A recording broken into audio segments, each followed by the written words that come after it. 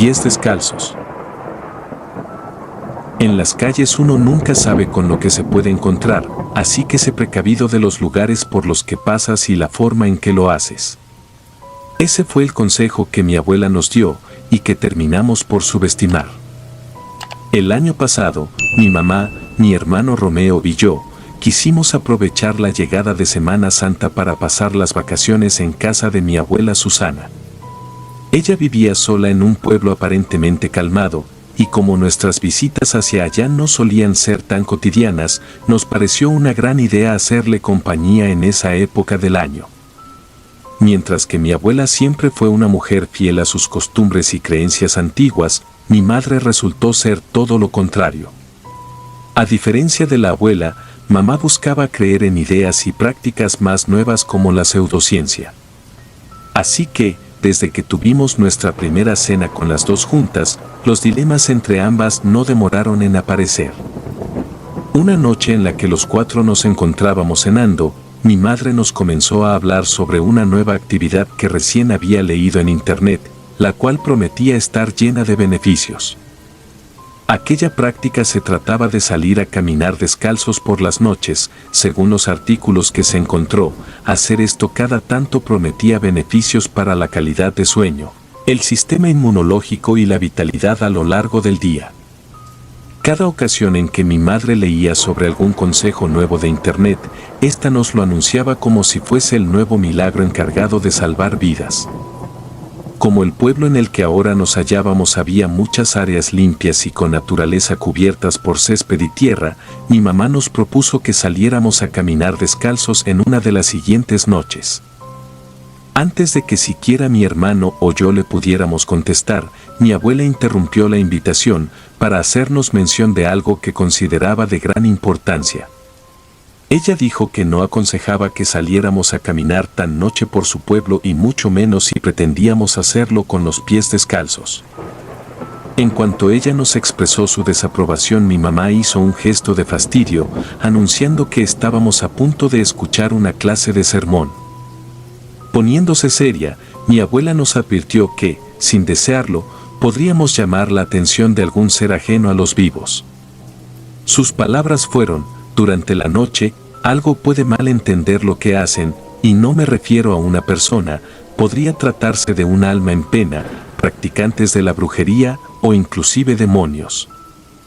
Hecha su advertencia, ella dijo que éramos libres de hacer lo que quisiéramos, siempre y cuando no le lleváramos problemas a su casa.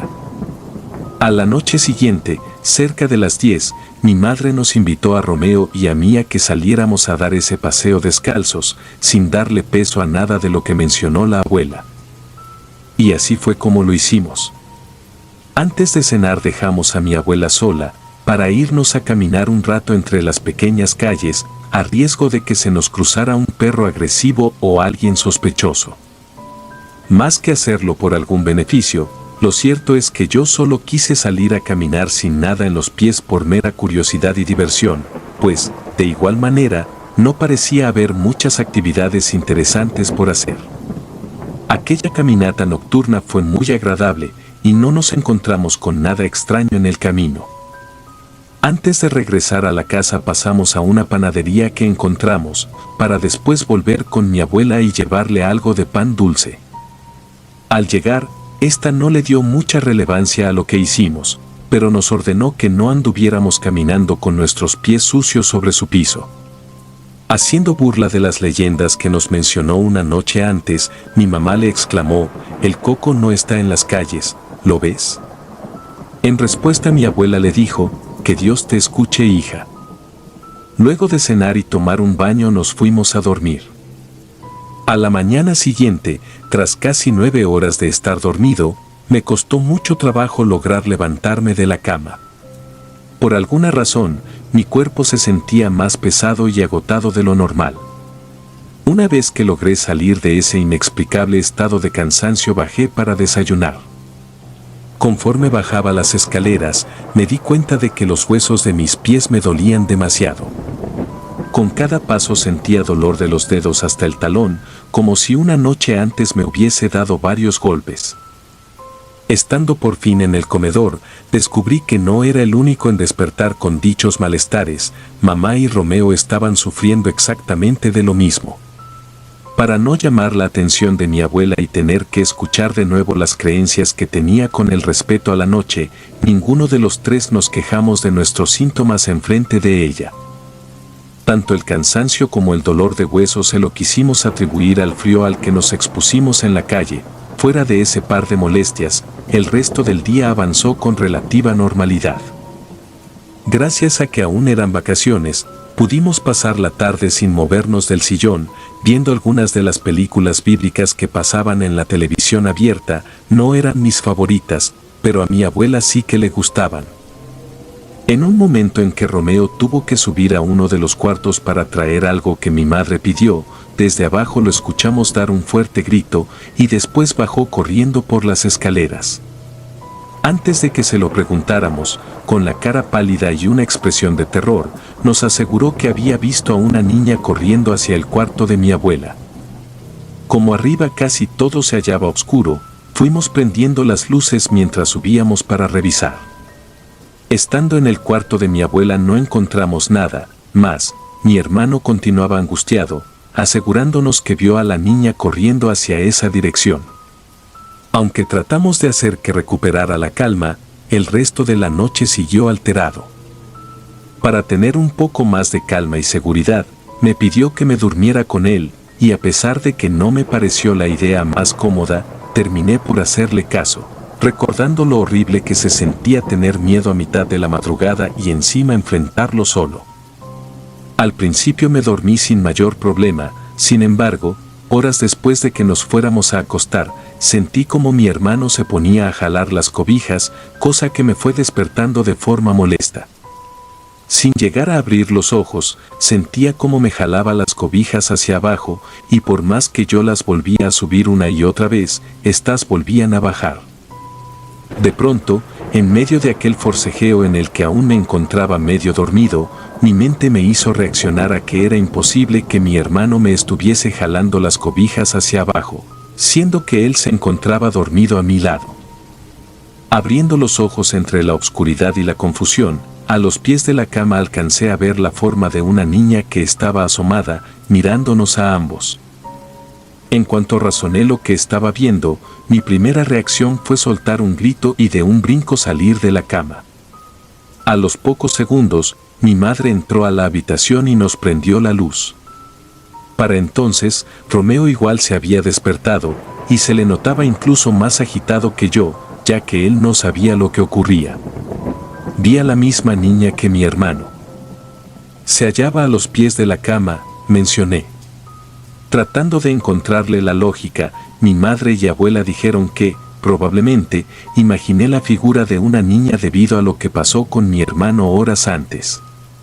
Antes de volvernos a acostar, nos dejaron una lámpara a un lado de la cama, para que no nos quedáramos a obscuras tras el espanto. En horas posteriores, a pesar de tener la luz de noche, no pude dormir por estar recordando lo tanto que me estremecí con la presencia de la niña. Yo tenía bien clara la diferencia entre cómo lucía algo real y algo imaginado, y sin duda, yo sabía que lo que vi en verdad estuvo allí. Para cuando llegó el amanecer, mi hermano y yo hablamos sobre la misma niña, y terminamos por darle la razón a lo que nos advirtió nuestra abuela, ya que esa parecía ser la única razón lógica a haber visto al mismo fantasma. La inquietud principal que ahora nos atormentaba, era que no sabíamos si nos volveríamos a encontrar con ella, o tal vez con algo peor. No sé si se fue por sugestión o la tensión que ya traíamos encima, pero, en la tarde, a los dos nos pareció escuchar desde las escaleras a una voz aguda, que pronunció la pregunta, ¿jugamos? Lo último que deseaba era que nos siguiéramos envolviendo en tanta incertidumbre, así que le aconsejé a Romeo que hiciéramos el esfuerzo por ignorar esas llamadas de atención en lo posible. Durante todo el día, sin importar que contáramos con suficiente luz del sol, no tuve paz por ningún momento. A mis 16 años me resultaba vergonzoso ver que todavía podía volver a sentirme como un niño aterrado, temiendo el quedarme solo por mucho tiempo. Por fortuna, por un par de noches no volvimos a notar nada anormal, por lo que bajamos un poco la guardia y nos confiamos en que las malas experiencias se quedarían en eso. En una de esas madrugadas en que ya dormíamos con mayor calma, el pánico volvió a entrar por la puerta de nuestro cuarto. Recuerdo que estaba dormido y, como una broma espantosa que se repetía, a los pies de la cama sentí un par de movimientos inusuales y molestos. Aquella ocasión fue diferente a cuando nos jalaron las cobijas. Se sentía más como si algo nos estuviera presionando la orilla de la cama. Recién reaccioné y volteé a los pies. Allí estaba la niña otra vez, apoyando sus manos en el colchón, en un esfuerzo por subirse a la cama. Reaccionando con horror, en ese momento tomé todas las cobijas y se las aventé, haciendo que ésta desapareciera en ese segundo. Al mirar el reloj vi que ya eran las 6 de la mañana, casi el tiempo en que mi abuela se levantaba para ir a la primera misa de su iglesia. Estando seguro de que la encontraría al bajar, fui allá porque quería hablar con ella sobre lo que recién había visto. Antes de que siquiera le pudiera dar los buenos días, esta me miró molesta y me ordenó que volviera a subir para despertar a mi madre, pues, según me dijo, tenía algo que le quería mostrar.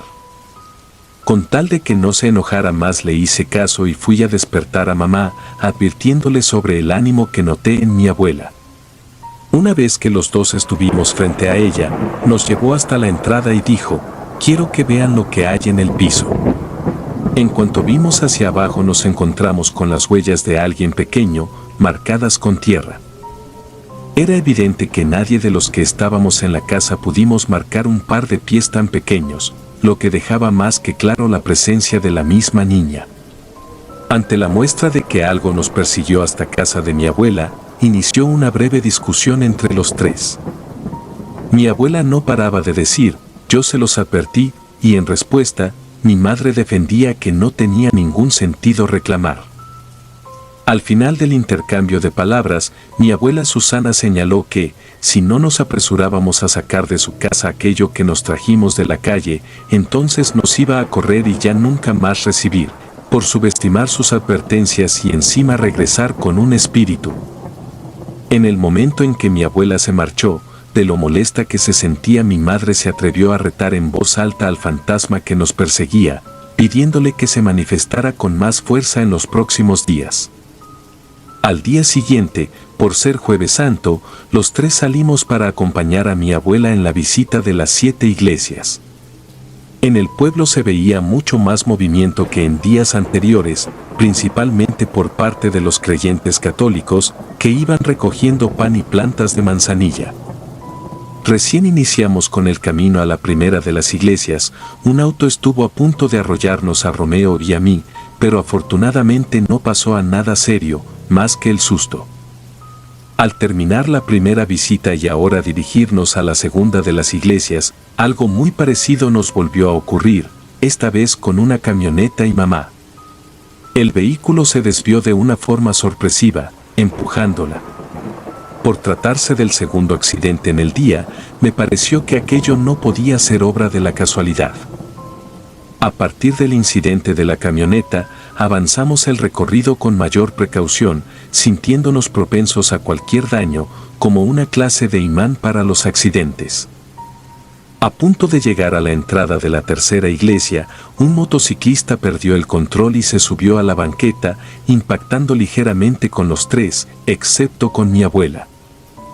Considerando que por cada iglesia los accidentes que enfrentábamos eran cada vez peores, los tres decidimos interrumpir el recorrido para volver a la casa y dejar que mi abuela siguiera por su cuenta. Estando de nuevo en la casa, descubrimos que si nos quedábamos en silencio se escuchaban algunos pasos subir y bajar por las escaleras. En un instante en que mi madre necesitaba subir al baño, apenas se acercó al primer escalón, se escuchó con claridad a la misma voz de la niña decir, «Vamos a jugar». Al oír esto, mi madre volvió corriendo al mismo lugar en donde se encontraba antes, con una expresión de angustia que nunca había visto en su rostro, y entrando en una crisis de ansiedad, pues nos confesó que sentía tanto miedo como nosotros, pero no sabía qué hacer para solucionar el gran problema en que nos habíamos metido. mientras tratábamos de hallar una posible solución, a Romeo se le ocurrió que hiciéramos lo mismo de aquella noche en que todo inició. Con algo de suerte cerrábamos el ciclo, o encontrábamos en el camino el factor que se encargó de traer con nosotros al fantasma de esa niña. A la noche siguiente, en pleno Viernes Santo, nos preparamos para hacer lo mismo, con la esperanza de encontrar una solución en lugar de solo empeorarlo, al repetir el mismo proceso.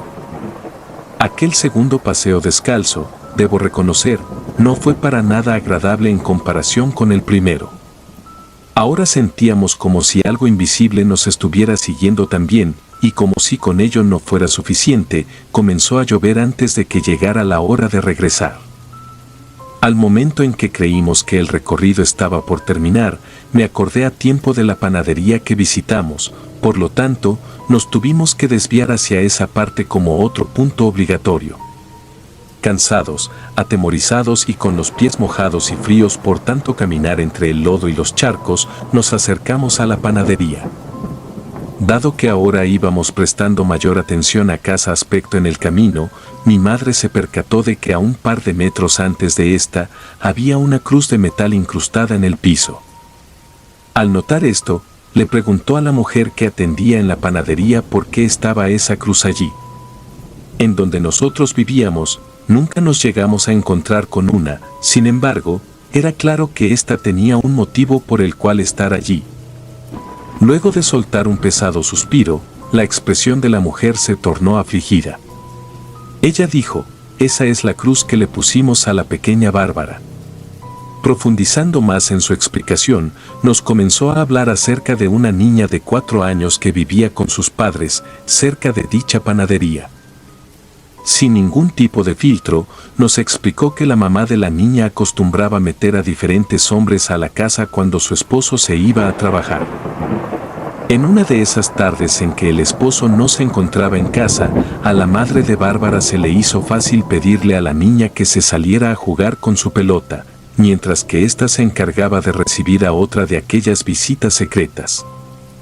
Ignorando lo que ocurría a su alrededor, Bárbara se puso a jugar tan confiada como era costumbre en ella, sin nada de supervisión ni compañía. De pronto, el botar de su pelota y su dulce risa fueron interrumpidos por el escandaloso frenar de una combi que recién había dado vuelta para entrar a la calle.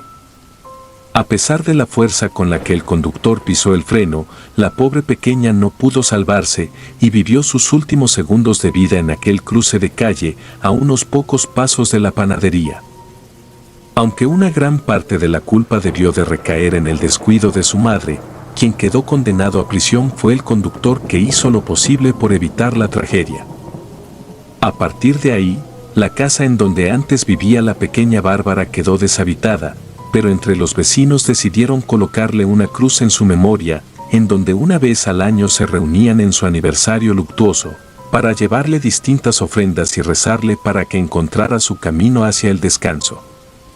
Tras conocer la devastadora historia sobre Bárbara y su fallecimiento, le agradecimos a la mujer de la panadería.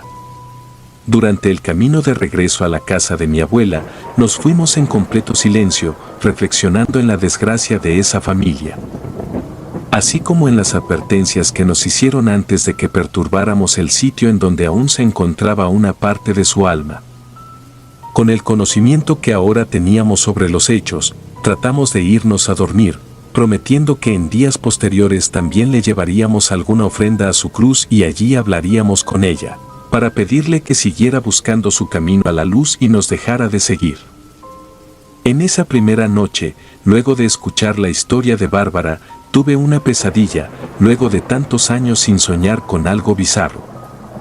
En aquel sueño, la niña volvía a subir por las escaleras de la casa de mi abuela y venía a verme a los pies de la cama. En lugar de gritar o tratar de hacer que se marchara, entre tartamudeos le pregunté por qué no paraba de seguirnos. Al tratar de abrir la boca para responderme, de esta le brotó un pequeño chorro de sangre. En cuanto por fin pudo hablar, me dijo que, en el inframundo, ese espacio en donde quedaban las almas atrapadas, nadie llevaba los pies cubiertos. Aquella noche en que nos vio cruzar enfrente de su antigua casa, creyó que éramos como ella. Antes de que el sueño pudiera continuar, se escuchó el fuerte caer de una maceta, quedando hecha trizas en el cuarto. Mi hermano y yo nos despertamos preocupados, hasta que nos dimos cuenta de lo que recién había ocurrido. Mientras nos poníamos a limpiar el desastre que quedó en el suelo, volvimos a encontrar las pequeñas huellas de la niña, marcadas por distintas partes de la casa. A partir del día siguiente, siendo ya sábado de gloria, le llevamos a su cruz algunos dulces y le rezamos un Padre Nuestro, porque así lo aconsejó mi abuela, y a esas alturas ya no estábamos dispuestos a volverla a subestimar o contradecir. Aquel fin de semana tratamos de ver en privado al sacerdote de la iglesia que más frecuentaba mi abuela, pero todos estaban algo ocupados debido a las fechas. Sin embargo, al pasar la Semana Santa, por fin pudimos hablar con el sacerdote Guillermo y comentarle sobre lo que hicimos. Él nos dijo que era necesario que fuéramos con él al mismo lugar del accidente para conseguir la liberación tanto de la pequeña Bárbara como la nuestra, y eso fue lo que hicimos. Caminando por las calles del pueblo de mi abuela fuimos acompañados del sacerdote hasta la cruz de Bárbara. Estando allí nos pidió que cerráramos los ojos y acto seguido nos hizo una imposición de manos y en voz baja pronunció un salmo. Cuando nos pidió que abriéramos los ojos, sentimos una paz inmensa. Yo tengo la creencia de que en ese preciso instante, incluso la niña pudo descansar en paz, luego de haber abandonado este plano de forma violenta. Al regresar a nuestra casa en la ciudad, mi madre se quitó la costumbre de querer poner a prueba cada cosa que se encontraba en internet sin antes leer. A mi parecer, lo negativo no fue el salir de noche, sino el mero acto de caminar descalzos frente a la cruz de un muerto. Por otra parte, de no haber sido por ello, Bárbara no habría conseguido el apoyo del sacerdote para encontrar el camino a la luz. Al final, descubrí que tanto la vida como la muerte se mueven a diario en conjunto y de una forma bastante extraña.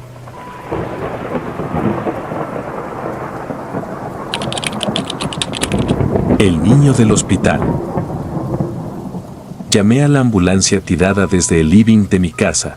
Con un terrible dolor, vino en unos minutos, encontrándome tirada en el piso con un flujo de sangre que me impedía pararme. Me trasladaron de urgencias al hospital más cercano. Es la tercera vez que esto me sucede en el mes, así que ya estoy acostumbrada.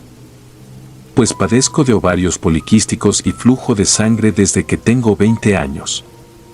Por lo que, me sometí a muchos tratamientos y en lugar de mejorar, mi condición fue empeorando con el tiempo. Y cuando tengo uno de estos episodios, sangro tanto que me mareo, pierdo la conciencia y necesito recibir suero y barra diagonal o transfusiones sanguíneas en menos de 2 horas, de lo contrario, mi vida corre peligro. Es una verdadera agonía vivir así. Pero esto no es nada comparado al dolor de haber perdido a mi compañero de vida. Hace 5 años, mi esposo murió en un accidente automovilístico, quedando viuda a los 40 años. Mi amigo, la persona por la cual daba la vida, y con quien compartía cada momento, ya no estaba. Nunca pude recuperarme de esa pérdida tan devastadora para mí, por lo que desde entonces no volví a salir con ningún hombre. Nunca pude cumplir mi mayor anhelo, el de ser madre. Antes de perder a mi esposo, lo intentaba, e hicimos miles de tratamientos, pero nunca funcionaban. Ahora no me queda más que la resignación, de saber que ese será un privilegio que la vida no me ha permitido tener.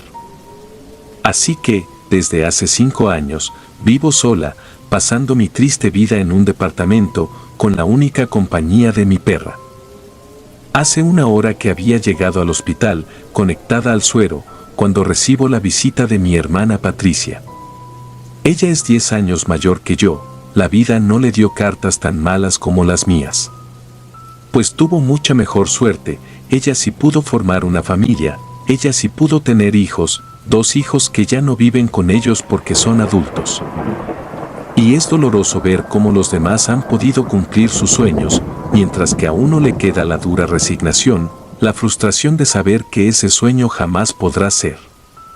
Pues podría haber sido una buena madre, pues tenía tantos deseos de eso, pero la vida me quitó el poder cumplir ese anhelo. Mi hermana es jubilada, al igual que yo, a mí me jubilaron a los 40 años por incapacidad.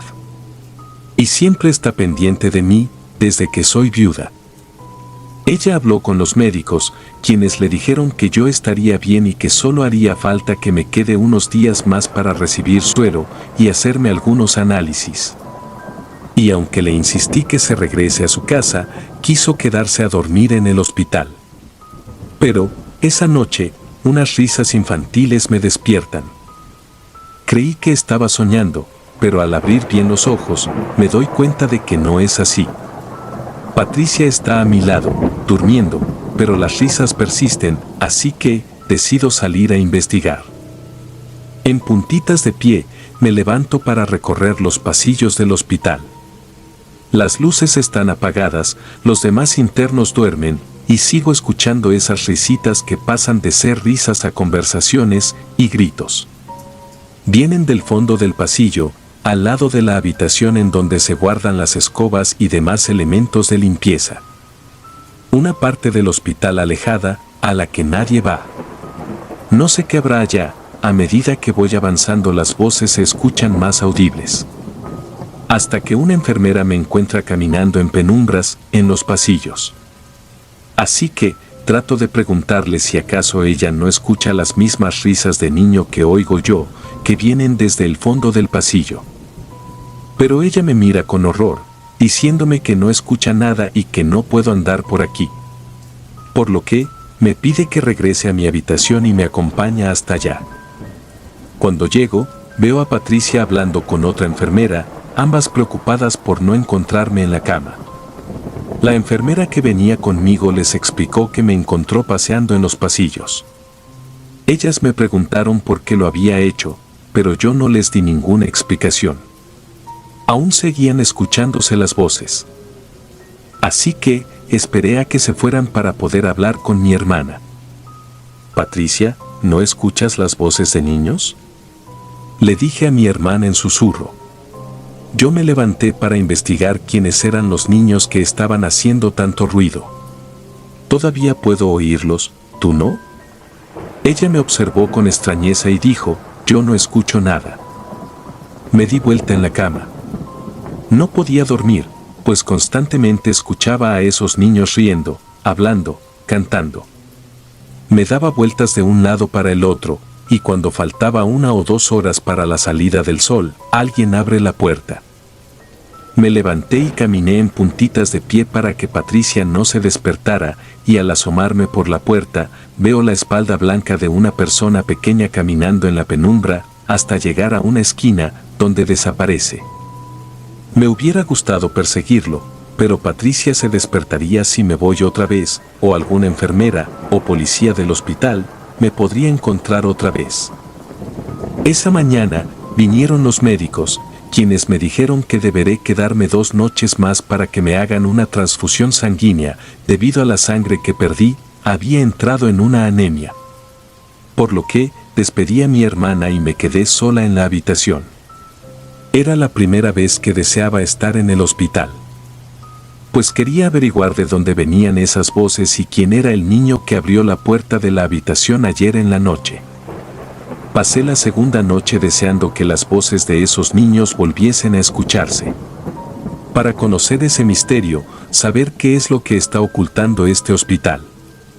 Pasaron algunas horas y las voces no volvían a escucharse, por lo que me sentí desilusionada y el cansancio me venció. Pero poco tiempo después, las mismas risas me despertaron. Ahora estaban cantando una canción. Eran las 3 de la madrugada, me levanté y caminé por el sombrío pasillo. Esta vez llegaría al final de este misterio. Pues tenía que saber lo que la puerta al final del pasillo escondía. Miraba en todas direcciones, cuidándome de no encontrarme con quien me impidiera continuar con mi camino. Y cuando llevaba una media hora de caminata, un policía del hospital del turno noche me vio y me llamó con la mano. Pero esta vez no dejaría que me lleven a la habitación, por lo que corrí a toda la velocidad que pude para alejarme de él. El problema es que todavía sufría la anemia, no podía correr y esto me estaba mareando. La vista se me nublaba, el estómago me empezó a doler, y los músculos, pues aún estaba débil. Creí que me desmayaría antes de poder abrir esa puerta de donde venía la música infantil. Pero no, logré abrir la puerta y cuando lo hice, me llevé una gran decepción. Las voces desaparecieron. En esa habitación, en lugar de haber criaturas, no había nada. Era una habitación pelada con paredes y pisos descuidados. Nada, ni siquiera escobas, ni sillas, ni mesa. Me arrodillé sintiéndome angustiada, quería llorar. ¿Pero llorar por qué? Creo que me había ilusionado. Pues la desesperación que siento por encontrar niños me hizo pensar que capaz podría salvar alguno. Por eso esto me devastó, tocó fibras delicadas y sensibles de mi ser. Pero de pronto alguien me tocó el hombro otra vez, se trataba de una mano femenina. Me di vuelta y vi la cara de una de las enfermeras, con el policía, él la había traído. ¿Cómo pueden decirme que no escuchan las voces de los niños que venían de esta habitación? Les grité muy histérica y llorando. Yo no estoy loca, yo los escucho, pero no sé por qué cuando abrí la puerta no encontré nada. La enfermera se sentó a mi lado, diciéndome casi en un susurro. Tiene razón, señora. A veces se escuchan voces saliendo de este sitio, gritos desgarradores o llantos. A veces lo he escuchado y algunos pacientes también nos lo dijeron. Esas no eran la clase de voces que yo había oído. Pues se trataban de risas, canciones, conversaciones. Cosas más alegres e infantiles, pero no se lo mencioné, pues quería que la enfermera me dé una explicación a esto, es lo que necesitaba. Este hospital fue fundado hace 50 años. Era el proyecto de un grupo de carmelitas que tenían la visión de ayudar a la población a curar sus enfermedades, con buenos profesionales de la salud, decía la enfermera con voz tranquila. Pero, un día hubo un robo en la cuadra y un grupo de delincuentes entró al hospital que todavía estaba en construcción, pero que tenía a las monjas viviendo aquí. La policía no llegó a tiempo. Los delincuentes golpearon brutalmente a las mujeres, las violaron y se fueron llevándose todos los objetos de valor que encontraron. Pasaron los meses y varias de las mujeres que estaban en edad fértil quedaron embarazadas. Ellas, en lugar de dar aviso a las autoridades, se encerraron en ese lugar y con cuchillos y tijeras se hicieron un aborto casero. Eran 10 mujeres, 7 de ellas murieron en ese intento, las otras 3 quedaron gravemente heridas, muriendo también pocos días después. Me quedé helada, al principio sentí bronca y resentimiento. Pero luego pude entender las razones de esas mujeres para hacer lo que hicieron. Las enfermeras y el policía me insistieron en que me levante y regrese a la habitación, por lo que a mí no me quedó más opción que hacerlo. Llegué a la habitación, me acosté en la cama y me puse a llorar. Pues lloraba de la impotencia, de la bronca que algo así hubiera pasado. Hubiera dado todo por poder estar en ese momento, si yo hubiera conocido eso, a lo mejor una de esas monjas me concedería el dejar vivir, al menos a uno de esos niños, para que, en vez de matarlo, me lo regalara a mí. Eso me hubiera hecho tan feliz. Y no las culpo, entiendo la posición de esas mujeres, siendo embarazadas por violadores. Pero ¿por qué la vida tiene que ser así? Tan injusta que ser así. Unas mujeres se suicidan en el intento de quitarse a sus hijos de sus vientres, y yo que daría todo por poder tener un hijo en mis brazos, no lo puedo tener. No lo pude tener cuando aún mi esposo vivía, menos ahora. Por lo que conocer esta historia me dolió profundamente y tengo la impresión de que no voy a poder olvidarlo tan fácil. A la mañana siguiente, las enfermeras del hospital llamaron a Patricia, mi único familiar, contándoles lo que ha pasado y pidiéndole que se quede esta última noche en el hospital para evitar que siga yéndome de la habitación, recorriendo el hospital por la noche. Mi hermana vino, aunque yo no quería que viniera.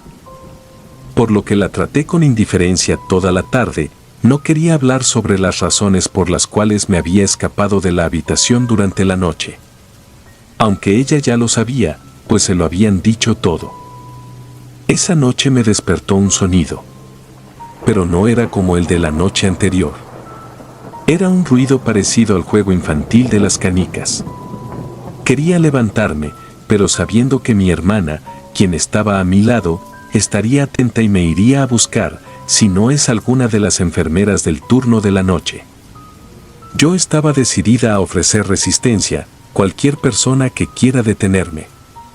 Pienso que algunos de esos espectros me están buscando porque necesitan mi ayuda.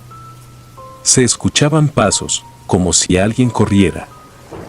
Y cuando abren la puerta, veo algo que hace latir mi corazón, una figura pequeña, como un niño de entre 3 y 4 años, piel pálida y ojeras violáceas como si en ese cuerpo no hubiera sangre, ojos marrones apagados. Vestía un camisón, no se le veían los pies porque el pequeño flotaba unos centímetros por sobre el suelo. Y su presencia emanaba una vibra extraña. Él extendió su mano, en la que tenía unas canicas y me dijo, ¿quieres jugar conmigo a las canicas? Sí, le dije, muy ilusionada y levantándome de la cama me fui con el pequeño espectro. Caminé detrás de él sintiéndome emocionada y feliz de tener su compañía. Él se detuvo en una esquina diciendo, aquí. Me fue pasando las canicas una a una y yo se la iba pasando, pero en ningún momento el niño me miró, su cara se veía triste. Su imagen me generaba una gran ternura, y yo quería averiguar qué le sucedía. ¿Cómo te llamas?, le pregunté, pero él no me respondió. Ni siquiera me miró. Me acerqué un poco más, me pasó la canica y cuando se la devolví habló con una voz susurrante, ¿quieres ser mi mamá? Su pregunta me hizo abrir muy grandes mis ojos e hizo latir fuerte mi corazón.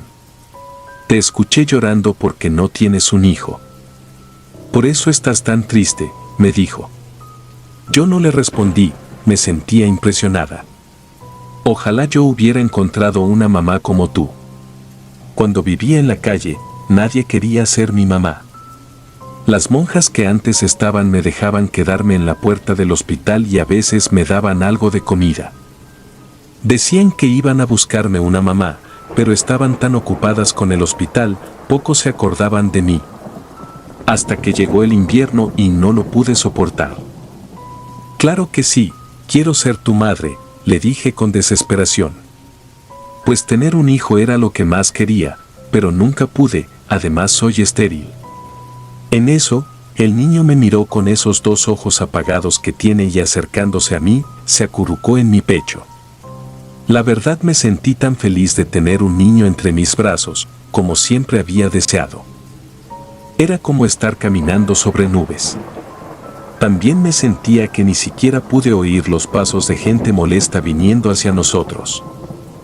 Era mi hermana Patricia junto a 2 enfermeras. Cuando me vieron allí, quisieron sacarme y devolverme a la habitación. Pero yo grité y les dije que no me movería de allí, porque había encontrado a un niño huérfano y no pensaba dejarlo ir por nada del mundo. Pues al fin había cumplido mi sueño de ser madre. Ellas se estaban poniendo nerviosas con mi negativa. Pues no podían sacarme de los pelos, pero tampoco podían dejarme allí. Y cuando el ambiente comenzó a ponerse tenso, el niño se despidió de mí, aunque le rogué que no se fuera, lo hizo, prometiéndome regresar la próxima noche. Solo entonces me levanté y caminé hacia la habitación. Para ese entonces, todos estaban muy molestos conmigo y mi actitud de escapar a mitad de la noche. Cuando les pregunté si habían visto que estaba abrazando a un niño, ellos lo negaron e incluso las enfermeras, hasta me dijeron, cuando les hablé de él, que nunca un niño murió de esa manera, ni anda en el hospital el espíritu de nadie, a no ser el de esas monjas que se suicidaron. Las enfermeras me recomendaron hacerme análisis psiquiátricos, a lo que yo me negué enfurecida. Pues yo no estoy loca, solo que ellas no pueden ver al pequeño niño. Cuando ellas se fueron, le conté a Patricia todo cuanto había pasado. Por lo que, ella me miró llena de preocupación y me rogó que no continúe estando con ese espíritu, pues todo lo que había vivido era demasiado extraño y podía ser peligroso. Pero yo le dije que no, y que ella había logrado tener todo cuanto deseaba, un esposo e hijos. No como yo, que nunca había podido tenerlos y ahora que la vida me daba una oportunidad, no iba a dejarla ir. Patricia se quedó preocupada por mí, pero sin nada que pudiera hacer. Pasó la noche y esa tarde me dijeron que mi tiempo en el hospital había terminado, pero yo no me quería ir, ahora era madre de ese niño fantasma y tenía que estar con él. Les ofrecí pagarle al hospital una habitación, a lo que se negaron. Por lo que me traje la perra y me quedé durmiendo en las afueras del hospital, para poder quedarme por las noches pasando tiempo con ese niño. Pasaba las noches con él, jugando a las canicas o en los pasillos, cuando lograba meterme sin ser vista. Cuando no lo conseguía, me quedaba afuera.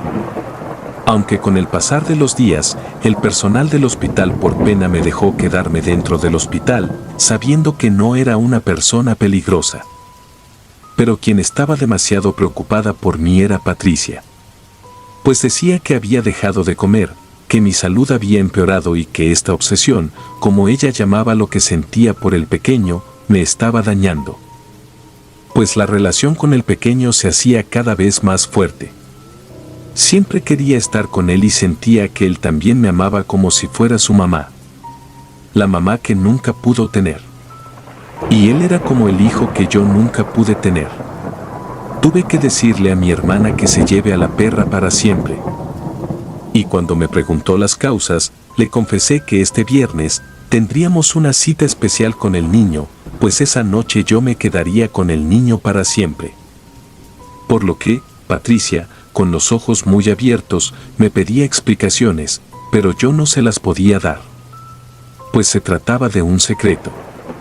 Y además, ni siquiera sabía lo que íbamos a hacer para estar juntos para siempre. Él no me lo explicó, era una sorpresa. Esa noche me encontré con el niño como siempre. Pero su aspecto no era como el de las otras noches. Sus ojos estaban más oscuros, su piel más opaca, un olor putrefacto venía de él y su vibra se sentía aún más tétrica. No me saludó con un abrazo como siempre, al contrario, me dio la espalda y pidió que lo siguiera, serio, con una voz casi inaudible. Me llamó la atención y me sentí extrañada, pues en la noche más importante, él se comportaba de esta manera fría. Nos dirigimos hasta el fondo del hospital. Él me llevó hasta la habitación en donde se habían suicidado las monjas fundadoras del hospital hace 50 años. Entramos y caminamos en la oscuridad hasta llegar al final del cuarto, en donde había unas cajas de madera del tamaño de un adulto. «Ábrelas», me dijo. Yo dudé unos segundos antes de hacerlo, tragando saliva lo hice. Salió polvo gris, olor a guardado, posiblemente polvo. Dentro de esas cajas había un montón de huesos humanos. Por lo que, me tiré para atrás asustada, a lo que él me dijo, métete adentro de esas tumbas, solo así vamos a poder estar juntos. Me dijo el niño en la penumbra. No se le veía ni la cara, pero era su voz. No sabía qué hacer, en realidad, quería estar con él para siempre. ¿Pero no era demasiado? Pues, ¿cómo voy a meterme en las tumbas de esas monjas? Esto comenzaba a ponerse extraño. Mamá, ¿acaso ya no me quieres?, me reclamó, ante mi duda, a lo que yo le dije que sí y me hice de coraje para hacer como él quería. Y cuando sentí que alguien golpea con fuerza la puerta del cuarto, era mi hermana que grita desesperada, no, no lo hagas, él no es quien dice ser. Un cura lo vio y me lo dijo. El demonio se viste de ángel de luz. Él no es el fantasma de un niño huérfano, es un demonio que se llama Lamastu. Y es el quien provocó a las monjas fundadoras de este hospital introducirse tijeras en sus partes para provocarse la muerte en este lugar. Así que empecé a tener miedo y dudar de lo que este niño quería. Él me tomó la mano y con voz tierna me dijo, mamá, por favor, yo quiero estar contigo para siempre. Esta es la única forma. A unos metros delante de mí estaban esas tumbas de las monjas que se mataron aquí, en donde él quería que me metiera. Y delante de mí, mi hermana suplicándome que no lo hiciera. Me sentí mal por mi hermana, ella siempre se preocupaba por mí. Le dije que tenía que abrirle a Patricia, que luego podríamos continuar, pero el niño no me soltaba. Me apretó tan fuerte, que me dolía. «Me estás lastimando, pequeño», le dije. De pronto su cara empezó a cambiar, su expresión de odio comenzó a transformarse en una cara maligna. Que no era la de un niño, sino que mostraba a la de un ser horrendo. Una figura negra, pequeña como un niño de 4 años, pero con cuernos, patas peludas, terminadas en 2 pezuñas, como de carnero. «No te voy a dejar ir», dijo con una voz robótica y grave. Por lo que, grité con todas mis fuerzas, pude librarme y le abrí a Patricia. Nos abrazamos y corrimos en el hospital hacia la salida, mientras que detrás de nosotras nos perseguía un ser espantoso. Cuando llegamos a la salida, cruzamos la calle, casi nos atropella un camión. El demonio había mostrado su verdadera cara y se quedó del otro lado de la calle, mirándonos con esos ojos redondos y amarillos. Y luego de unos segundos, desapareció en el aire. Al llegar a la casa, le agradecí a Patricia por haberme salvado. Pues reconozco que no supe apreciar las cosas buenas que tengo en la vida, por mirar aquello que me falta, como mi hermana. Pues de no haber sido por su ayuda, hoy hubiera estado muerta.